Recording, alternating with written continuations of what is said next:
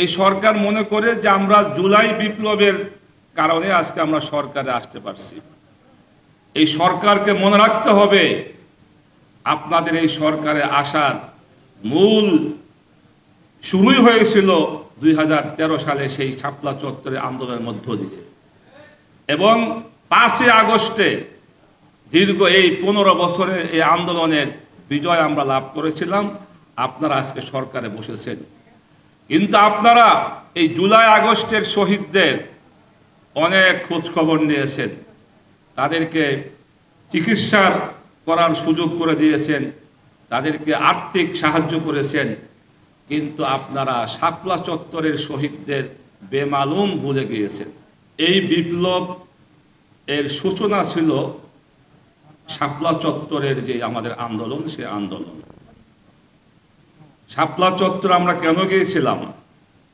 আমরা গিয়েছিলাম 13 দফা দাবি নিয়ে, আমাদের নবীর ইজ্জত সম্মান রক্ষার জন্য এবং ভারতীয় আধিপত্যবাদের বিরুদ্ধে আমরা ওই দিন শাপলায় গিয়েছিলাম।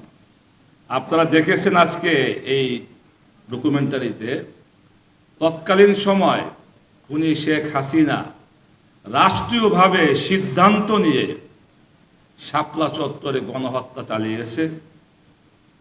আপনারা অনেকে তার ফাঁসি চেয়েছেন, স্লোগান দিয়েছেন। আমি মনে করি এই শাপলার গণহত্যার জন্য খুনি শেখ হাসিনা এবং তাদের দোসরদের যদি 1000-12 ফাঁসি দেওয়া হয় তো তাদের এই অন্যায়ের বিচার হবে না।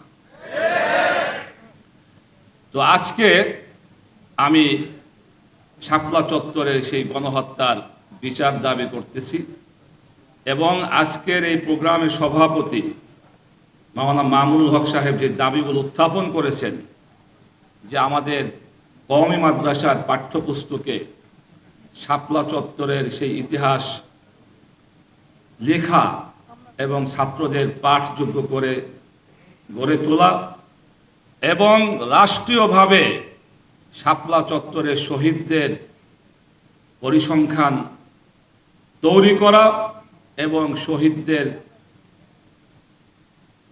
যথোপযুক্ত ভাতা দেওয়া এবং তাদের খোঁজ খবর নেওয়ার দাবি করেছেন। আমরা দাবির সাথে একমত পোষণ করছি।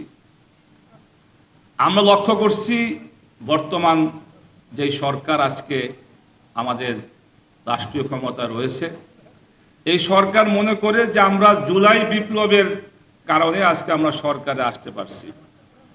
এই সরকারকে মনে রাখতে হবে আপনাদের এই সরকারে আসার মূল শুরুই হয়েছিল 2013 সালে সেই শাপলা চত্বরে আন্দোলনের মধ্য দিয়ে, এবং 5 আগস্টে দীর্ঘ এই 15 বছরের এই আন্দোলনের বিজয় আমরা লাভ করেছিলাম।